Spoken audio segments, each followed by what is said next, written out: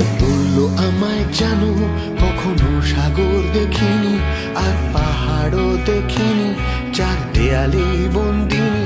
আমার বাবা একজন লম্পট, মা হাই সোসাইটি পেশা, ফোনে গুছিয়ে বলা যাবে না, হাজার পারিবারিক ইচ্ছা।